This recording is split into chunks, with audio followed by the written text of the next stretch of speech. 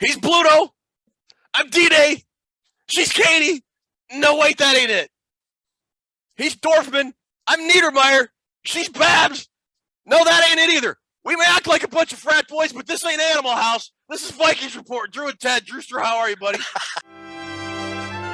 This is Faber College in 1962. You know, 1962 had to be the best year of my life. I was a member of Delta Tau Chi.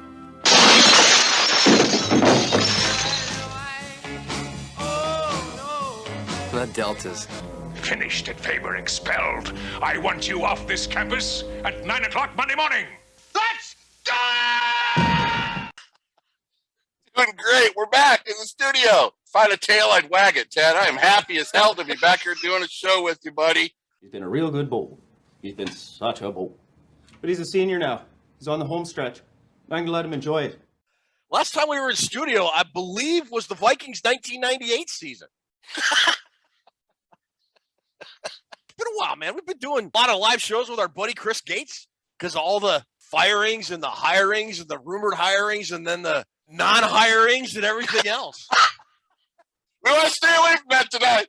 We're not going to go into Harbaugh. I don't want to do any Harbaugh stuff, man. We got enough of that on the live show. It's over. Just like his coordinators in Michigan. They're gone. Everybody's jumping ship. Happy to be back here talking football with Toonces and you, and I am ready to rock.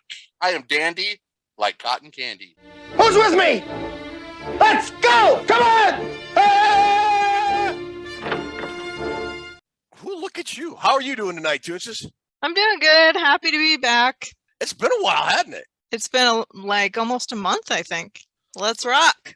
I may have forgot how to do these studio shows. You might have to help me through it. There's one thing I haven't forgot, though. What's that? Ted? Yeah. I'm cooler than you are. So why don't you fix your little problem and light this candle? He's right. Light this candle. Yes! Resume the countdown! All right, I'm cooler than you are. Why don't you fix your little problems and light this candle? He's right. Let's light this candle. He surely is. Light the candle. Yes. Resume the countdown. All right. We're back. We got a big show. We are in our full off-season mode. We got Vikings news tonight. It's pretty much the Kevin O'Connell show. We're going to talk about him quite a bit. We got some trivia starting next week. The one thing that kind of got our show going last year in the offseason when we were kind of first starting is we did our positional reviews. Instead of talking about draft picks one week and then free agency the next, we decided to bundle it all together. Like kind of a cable and internet and phone bundle, whole thing, all in one. And we're going to start that next week. And hopefully our service will be better than Spectrum, which sucks immensely. If you have Spectrum, they're terrible. Look at this. You can't watch anything on Spectrum. Spectrum is complete garbage. But anyways, so we're going to start our off-season position reviews next week. We're going to start with quarterback. We're going to hit the free agents, potential free agents. We're going to talk about the guys currently on the roster. And then Drew is going to start his big board. Last year, Drew, your big board, out of how many guys you profiled, how many ended up getting drafted? It was like 80% right around there, wasn't it? 83%. 2020, I hit 81%. Wow, that's pretty good. I did a lot of math today. It's up 2%, I do believe. Is that right? Wow. Yeah, that's pretty good. 2%. Yeah, 83% is not too shabby. And of course, you know, the $64 question is Kirk Cousins and what's going to happen to him. And I think we might talk about that a little bit this week just because O'Connell and the new coach and everything else. Sure. But we're going to really hit that hard next week. That's what she said. With trade scenarios, all kinds of stuff. We'll start quarterbacks next week, and then we're going to go down the line. It's going to culminate. When's it going to culminate? I'm not even sure what the word culminate means. Okay, to culminate, to arrive at its highest point. You can actually use this in astronomy. But it's going to culminate when, Drew? When the draft gets here. Yeah. The party.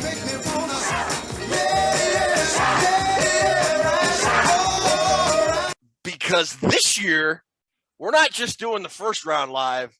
We're doing the first, second, and third round lives. We'll be live Thursday and Friday night. You better get your rest for that, bro.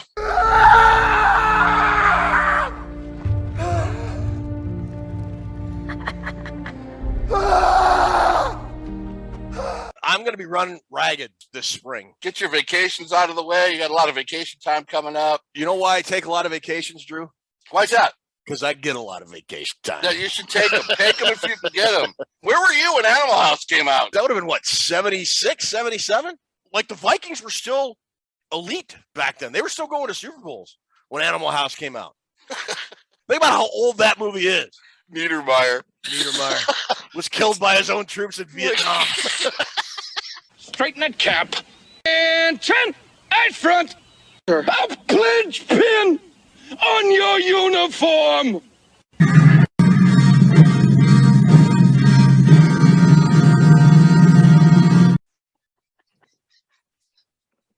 What a great movie. Oh, absolutely best movie ever. That kind of goes hand in hand with Vikings Report. It sort of does. You know, Vikings Report's kind of the Animal House of all the podcasts. We like to have a little fun with people, don't we? A little bit. Football can be fun.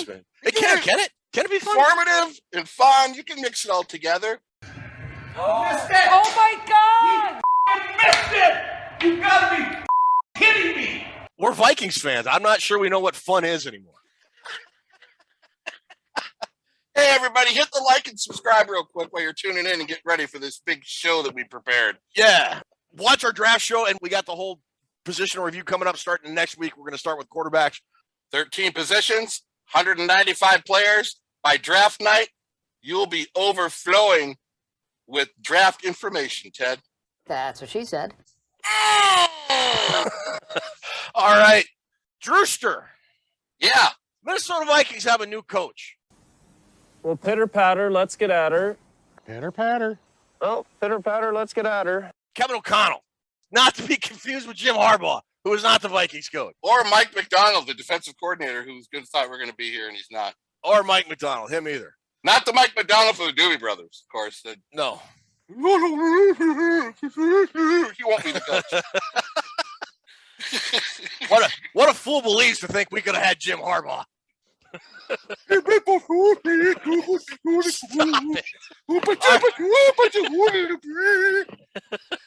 right, look, shine, sweet freedom. Shine the light on me and tell me about Kevin O'Connell. Kevin O'Connell, who's going to be the next head coach, or so we think, till the rug gets pulled out from under us and we get kicked in the nards again. There are Vikings fans that are thinking, you know, he's not signed, sealed, and delivered yet. He could go elsewhere.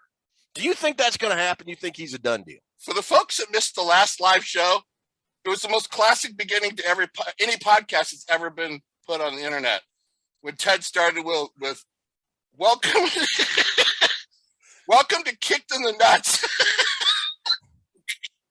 It is what it is, man. It's not going to happen again. He's the head coach. I don't think so either. You know, and this is kind of a good setup. You know, I wanted Harbaugh to be the head coach because I know what he can deliver. But Kwesi Adolfo-Mensah and O'Connell are kind of starting their GM head coaching tree themselves, brand new. These guys are really haven't had a lot of experience together. So we talked a couple shows ago about falling on their face, or this is gonna blow up and become the new blueprint for the NFL. But both these guys are young, both are hungry, and I'm excited. I'm just as excited for O'Connell, who I chose to be the coach before the Harbaugh frenzy hit. Yeah. So that was the guy I wanted to begin with. It's the start of something that could be very, very fascinating, Ted, because they're both young and they're both go-getters. Thank you, God! What was it about Kevin O'Connell that made him your initial number one choice? The offensive mind and the construction behind it and his background. Okay. If you look at Kevin O'Connell, that guy's been alive. That guy's 36 years old. Mm-hmm. He spent 20 of the 36 years, which is more than half. Okay, I'll take your word for it. Okay, continue. Fat, drunk, and stupid is no way to go through life, son. Playing and coaching football. Yeah. He started in 2002. He's a high school quarterback over at Carlsbad, one of my old stomping grounds in Carlsbad, California. Booyah! Nerd alert! Then he went to San Diego State to play there 4 years, to be a quarterback there at San Diego State under the great Tom Kraft for 2 years. And then he played under our friend Chuck Long, who was the old quarterback of Iowa. He played there, Chuck Long, and the OC, the great Del Miller. Chuck Long and Del Miller, he played there junior and senior year, learned a ton from them. Do you remember when Chuck Long was a Heisman candidate for the University of Iowa back in the day? Wasn't that mid-'80s, wasn't it? 1985. The fuzzy-headed kid. The number 1 ranked Iowa Hawkeyes, they come into a rainy and cold Ohio Stadium. Ohio State, latter years of Earl Bruce, they weren't bad, but they weren't, kind of what they are now. Freshman Ohio State student Ted Glover, who can't make an 11 o'clock class to save his life, gets tickets for this game and sitting in the student section. I'm sauced before kickoff, which I believe was an 11 o'clock kickoff. All I'm wearing is a hoodie. I am soaked to the bone. It's a miracle I didn't get pneumonia. Iowa was driving late in the game, and Chuck Long threw a pass. I can't remember who it was that almost caught it, but it was broken up by, I want to say it was Todd Bell, who was a safety for Ohio State at the time. Just absolutely clocked the Iowa receiver, like knocked him out. It was like Charlie Brown getting hit with a baseball. It's clothes and going everywhere. And the stadium just erupts. I was like in the 6th or 7th row. I was like, it happened right in front of me, man. It was awesome. And so Ohio State wins. We storm the field. We tear down the goalposts, and I was part of the entourage that carried one of the goalposts up to High Street. And so there's like a whole bunch of drunk students, and we got a goalpost, and we carried up to High Street. We're looking around like, what the hell do we do with this goalpost? So we just sort of dropped it, and then went and hit all the bars. It was great time. I have never known anybody that was part of the goalpost carrying. You're the first person I've ever met. What the hell is that like? I was so drunk I barely remember it. There was not one sober person carrying that pole. I could barely stand up, man. I was holding on to the pole, the goalpost, so I wouldn't fall down. That's how smoked I was. My God, it was bad. My advice to you is to start drinking heavily. And then you get outside, you don't know what to do with it. What the hell are we going to do with this thing? Anyways, that's why Chuck Long. Oh, that's beautiful. Now Vikings Report episode 51 is underway, folks. Drafted in 2008. 3rd round guy. By the Patriots. Had played for a lot of teams in the NFL. It's one of the stories I heard about him was back in 2011, one of his stops of a 6-team tour was the Jets. And at the time, he was 3rd string, I think, behind Greg McElroy. One of those many Alabama quarterbacks that are going to light it on fire. Yeah. The starter was Mark Sanchez. Mark Sanchez, yeah. And they said by the time the end of the season rolled around, they were asking Kevin O'Connell. They weren't even talking to the coordinator anymore. They were asking him how to run these offenses and what we should do against these offenses. But one of the things he said also at San Diego State, after every game, he would write down the things, the plays he had trouble with. That's what Kevin Connell's all about. He's just studious. The plays that are good, he already knew. They could tell, Sanchez says during his time with the Jets, and other people in the NFL had said, you could tell he was going to be a coach because he wasn't much of a player at the NFL level. He wasn't. Right. Only attempted I think 6 passes total in his career, something like that. Yeah, it was very quiet NFL career, but kind of everybody knew that he had it up here and he was going to be a coach someday, and just kind of rolled from there. And I like his experience, Ted. All that stuff rolled into one. He's been either an offensive coordinator, a quarterback's coach, played quarterback in high school and college. So quarterback. He knows quarterbacks, and Lord knows we have a big question about the current quarterback. Look at O'Connell and then compare that to Kubiak and Zimmer. Yeah. Completely lost on the offense and the quarterback. So I'm feeling really good about that. You have to figure out which coordinators he's going to get because that's a big part of it. Right. I think it'll be safe to say he's not going to go 3 years without having a one-on-one meeting with Kirk Cousins. I'm going to go out on a limb there. I would probably agree with that too, Ted. He was quarterback coach in Cleveland in 2015. He was on San Francisco's offensive staff in 2016. Quarterback coach in Washington in 2017 with Kirk Cousins. Was the OC and with Alex Smith 2019. He became the Washington OC. Look at that Washington Redskins team.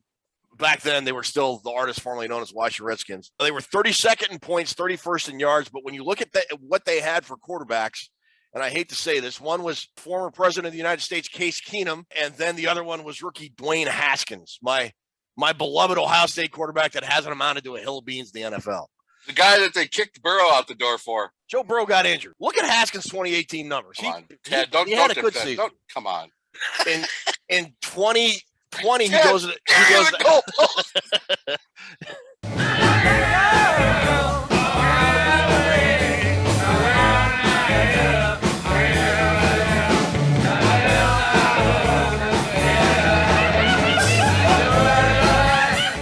In 2020, he goes to LA. He's been offensive coordinator for 2 years. I've watched a couple interviews with him. He's got a couple sayings that Kirk says, and I kind of get it because he approaches it from a quarterback. You got to take care of the football.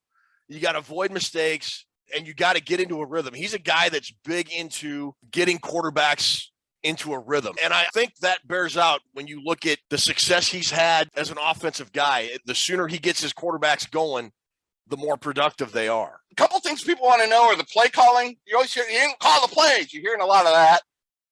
And also, what is his overall philosophy compared to Zimmer? Run the ball, run the ball, run the ball. Throw me some info on that. What I see is a guy that, I don't want to say it's a full West Coast offense, but he has some West Coast stuff there. But it's more of a using the pass, like short passes, to set up the deeper stuff later and then to establish really quality runs after you've got the defense spread out a little bit. You watch the Rams play, I don't want to say they're dink and dunk, but they'll get their yards, 6 yards here, 7 yards here, and a lot of it will be short passes like curl stuff. They'll get the running back kind of, I don't want to say like it'll be in the flat, but kind of on an intermediate route. They use the tight ends quite a bit. Tyler Higbee, if you watch the Rams, has been a very productive player for them. You know, you say West Coast and you say, you know, for running game like the Vikings, you know, wide zone, and you talk schemes. I don't know that he's so much committed to a particular scheme like the West Coast offense or the Don Coryell offense, you know, these phrases that are thrown around.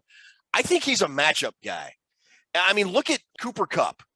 And you look at the Rams, and they do a lot of motion. They get a lot of guys moving pre-snap, and that's to give the quarterback a read before the ball is snapped, and then try and figure out what the defense, if they're disguising anything, what they're going to do. Are they playing man? Are they playing zone? What kind of zone are they playing? Blah, blah, blah. And then find the matchup that defense gives that offense. And a lot of times, if you'll notice, it's Cooper Kupp matched up on an inferior cornerback, or if they've got the defense really screwed up, they've got Kupp on a linebacker or a safety or something. And if I had a thing to say about O'Connell's offense, it would be he looks for matchups more than he is, I think, dedicated to a particular scheme, if that makes any sense. That makes not only sense, that makes my ears happy.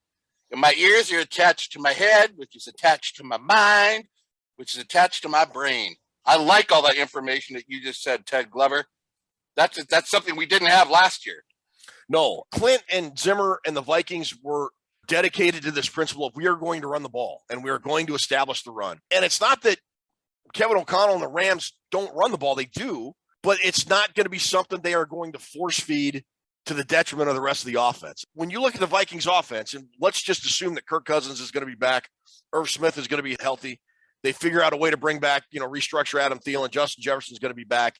KJ Osborne emerged as a solid third option at wide receiver.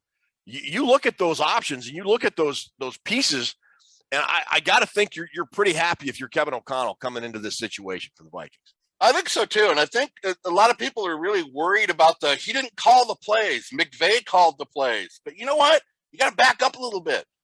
Who constructed the plan? Who constructed the positions? Who constructed the pre-snap motion and all that stuff? Who constructed the whole thing? And who sets up the script and who gets the offense going in its initial rhythm? It's what O'Connell does during the week, looking at the defense, saying, look, our first 15, 20 plays, this should work. And from there, we're going to be able to establish what their tendencies and what their schemes are in terms of the defense and what we can do to further exploit it. And I think he's done a pretty good job of that the last couple of years.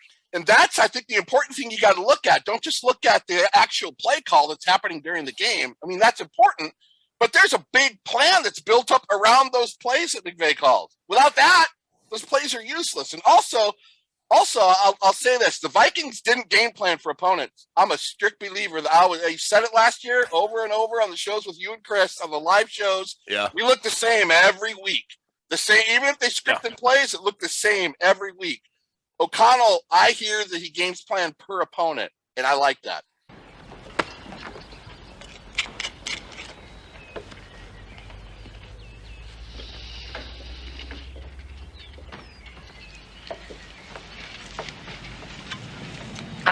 Thanks. I needed that. And one thing I like about an offensive coordinator becoming the head coach, under Mike Zimmer, he had, 6 offensive coordinators in 8 years, I believe it was. Oh, that's ridiculous. He fired Norv Turner, or who resigned, fired John DeFilippo, and the other guys either resigned or got head coaching gigs. Shermer, yeah. I think there's going to be more continuity, whether an offensive coordinator comes and goes, because it's still going to be Kevin O'Connell's offense. And he's going to bring in guys that he's familiar with, he wants to work with, that are familiar with his offense and what his philosophy and strategy is. It's good. If offensive coordinators or defensive coordinators leave to get head coaching jobs, that's not a bad thing. That's good, because that means the Vikings were probably pretty good and have gone to the playoffs. And, I mean, look what happened in 2017. They lost Pat Shurmur and all that stuff. So losing coordinators is not necessarily a bad thing, especially on the offensive side of the ball now, because you've got an offensive head coach. Right. Tannenbaum over there at ESPN, the old GM that assists in a couple of their panels, Mike Tannenbaum, I think his name is. Oh, Tannenbaum. Oh, Tannenbaum. Isn't that "Oh Christmas Tree"? What the hell are you talking about? In German, it's "Oh Tannenbaum." Isn't it "Ach Tannenbaum"? Whatever. Yeah. What about Mike Tannenbaum? He said Kevin O'Connell's going to be a superstar head coach in this league. I hope so.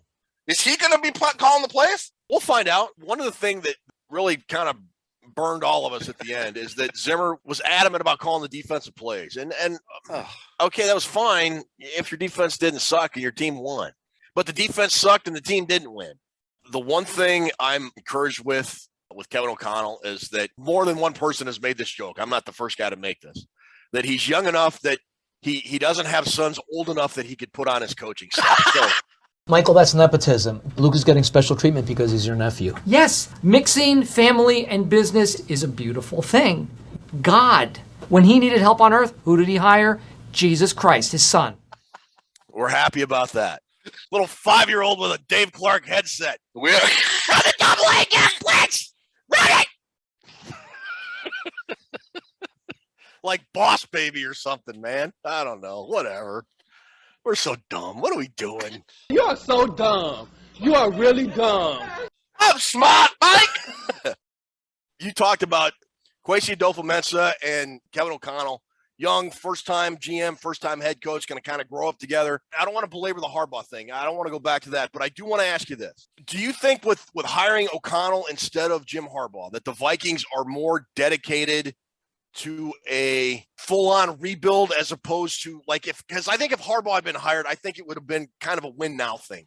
And the Vikings would have tried to keep the band together as much as possible and make a run with Harbaugh, who's had great success historically in his first few years coming into a franchise. With O'Connell, do you think that is no longer the case? I mean, of course they want to win, but they'll be more willing to get rid of guys that they might not have if Jim Harbaugh had been hired. Or is it still going to be the same approach, you think? No, I think it's going to be a big different approach than if Jim Harbaugh is going to be here. Harbaugh, he's kind of got that personality where you just let him take over. By the time you're done meeting with him, you go, well, just let him do whatever he wants, because that's kind of like his personality. They're getting a guy in there now who's going to grow, and you have a better chance of him staying than Jim Harbaugh. If Jim Harbaugh won the Super Bowl then the next 2 years for the Vikings, which would have been fine, he probably is gone. Maybe they just they build something from the ground up rather than having a guy come in here and say, stomp his foot and say, this is how we're going to do it, which is kind of how it would have worked with Harbaugh. Not to say it wouldn't have worked. And I would bet at some point they asked those guys, look, who do you have in mind for your staff and for your assistant coaches? And again, is it legal? Probably not, but does it happen every year in the NFL? Yeah, it does. I would bet bottom dollar Kevin O'Connell has already reached out to the guy he wants as his OC, the guy he wants as his defensive coordinator, the guy he wants as his special teams coordinator and quarterback coach and all that stuff. And I bet within a week his staff is filled out when he gets to Minnesota. I think so too. And this kind of bothered me because there have been some staff movements. This move didn't bother me. Clint Kubiak is shuffling off to Buffalo. For what? What the hell is he going to do there? Carry towels around? Yeah, offensive guy. I don't know. The 2nd and 9 play call coordinator is going to be a short dump off the pass. I don't know what he's going to do. Set up all the holiday functions that happen during the season. Andrew Janocko is on his way out. And the one that kind of bugged me is Ryan Ficken, last year's special teams coordinator. Really turned around the Vikings special teams unit. They went from worst to one of the best in the NFL. And people say, well, look, these guys are under contract. These are lateral moves. You could even look at Clint's, because his offensive coordinator, I think he's either down to a position coach or a runner pass game coordinator. That you could even maybe call that a demotion, and that shouldn't happen. But if you're the Vikings, this is why I think that, O'Connell has told the Vikings who he wants for his coaching staff, and they're cool because they're letting these guys take opportunities that wouldn't be there in a week and a half when O'Connell comes in and fires them anyways. I hope McCardle sticks around. I really like that guy. Yeah, I'd like him to stick around. He's a great positional coach, and he's also good in the locker room. That's one thing I wanted to mention I didn't write down, but you look at the Sean McVay coaching tree. Yeah. That's a pretty solid coaching tree. And you look at a guy like Bill Belichick. I mean, the McVay coaching tree is having more results than the Belichick coaching tree's had. Maybe McVay's stuff is more transferable. I mean, because like maybe only Belichick can do the Belichick way. Because Charlie Weiss couldn't. Romeo Crennel couldn't. And then Patricia? Matt Patricia, terrible. I mean, and then, contrast that with the guys that have been hired as head coaches. It's, touch the cloak of Sean McVay. Dude, it's impressive. All right. I'm actually looking forward to this. I had my hopes up for the other guy, and it didn't happen. And the more I look at Kevin O'Connell and the more I read about him, and I've seen some interviews, I have some opinions about whether or not I think he'll keep Kirk Cousins, but we'll talk about that next week. All right, so that'll do it for this week's Kevin O'Connell talk. Both Drew and I are really excited about him coming on board. We're going to take a quick commercial break, then we'll come back with trivia. If you remember our last studio show, we ran a little bit long and we didn't have time to air our trivia segment. So you're going to see last episode's trivia right after this, and then Drew and I will be back to make our Super Bowl pick and wrap up the show. There was a stranger who came into our town. He was tall and had eyes that could look right to the bottom of you. We might have welcomed him, except for one thing. His pants. They weren't dull like ours, and this troubled us.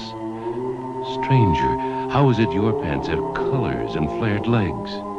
He just smiled and said, I'm wearing Levi's. Dull has gone out of style. Then in his strange way, he transported us to a world of Levi's slacks and jeans, tweeds, cords, flares with Dacron polyester. It was magic. Push jeans, blue jeans, bells, beautiful Levi's magic, coveralls, knickers, and mitts. And we cried for more. No, I must go to other towns, he said, and he left. Left us with our new Levi's. Yes, we'll miss that stranger. But life will never be dull in our town again. By the way, how are things in your town?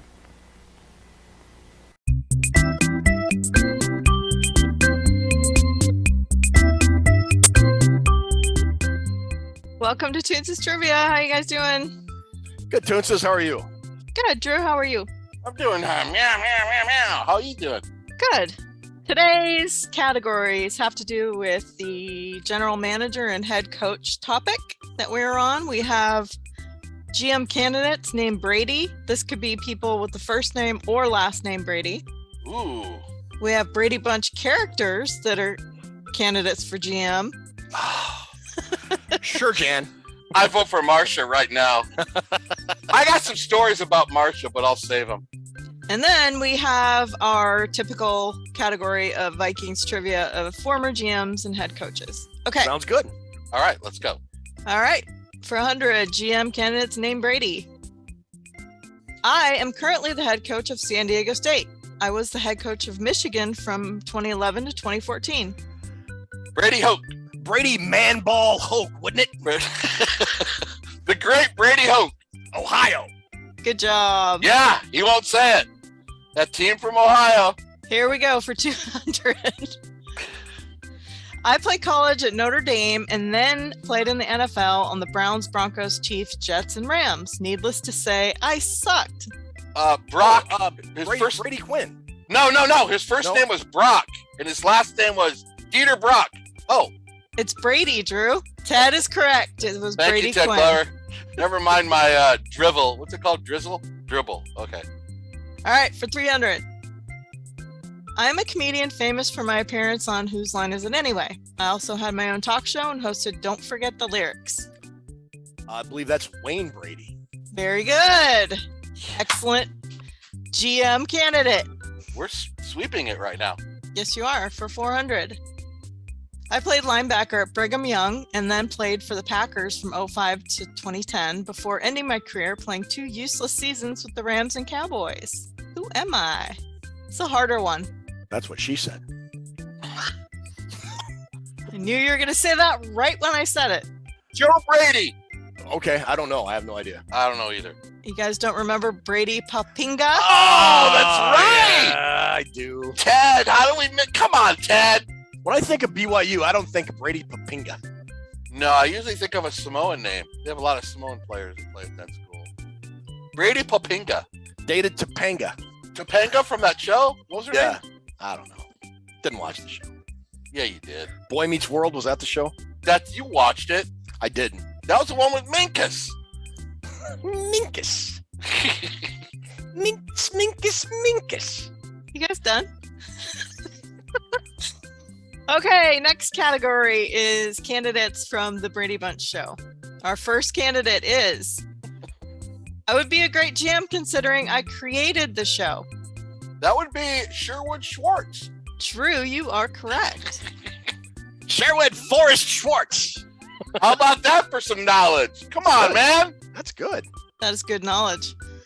All right, for 200, Mike Brady's job as this would put him in line to build a great team. Oh, he's an architect, I believe. That is correct. I thought he was a Coke dealer. He would make a great GM. All right, for 300, I was Alice's boyfriend and would make a great GM so I could slice and dice the opposing defenses. The Butcher, Sam, wasn't it?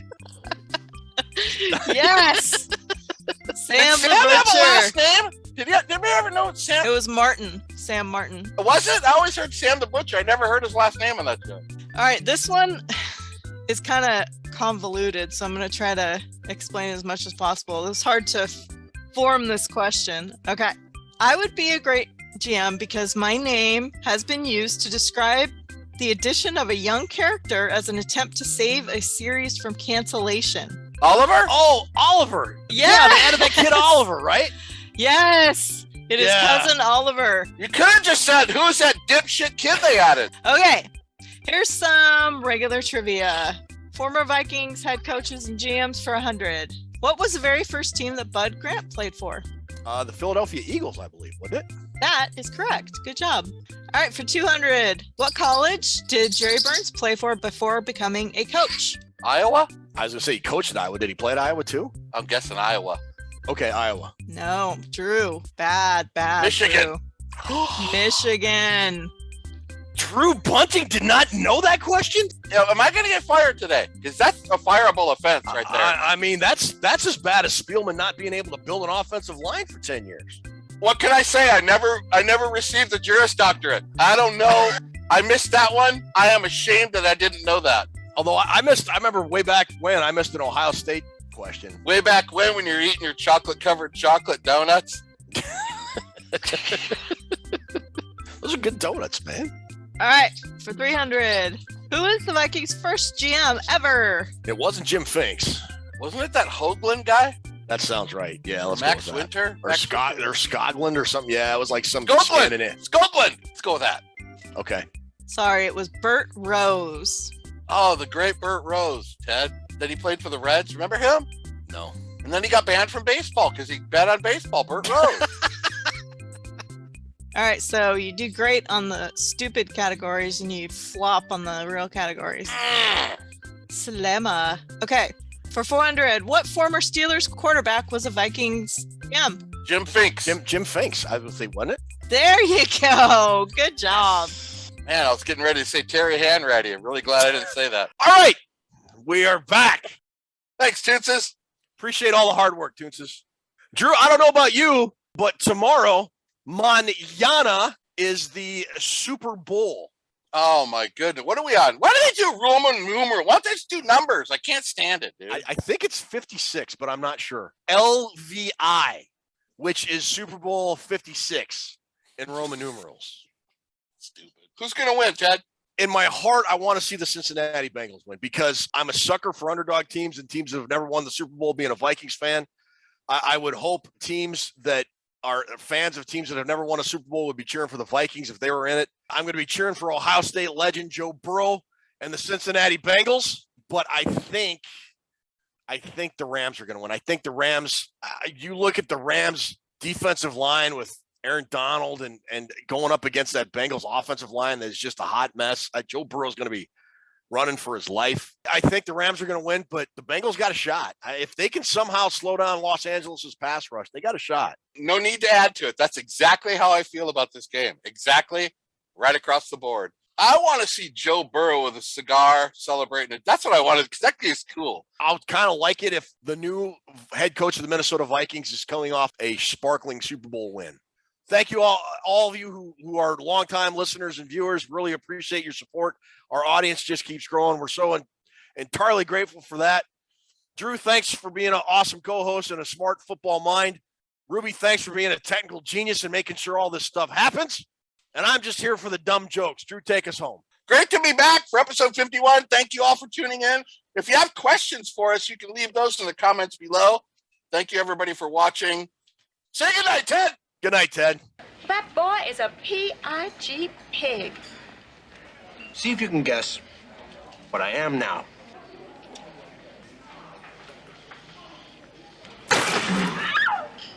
I'm a zit. Get it?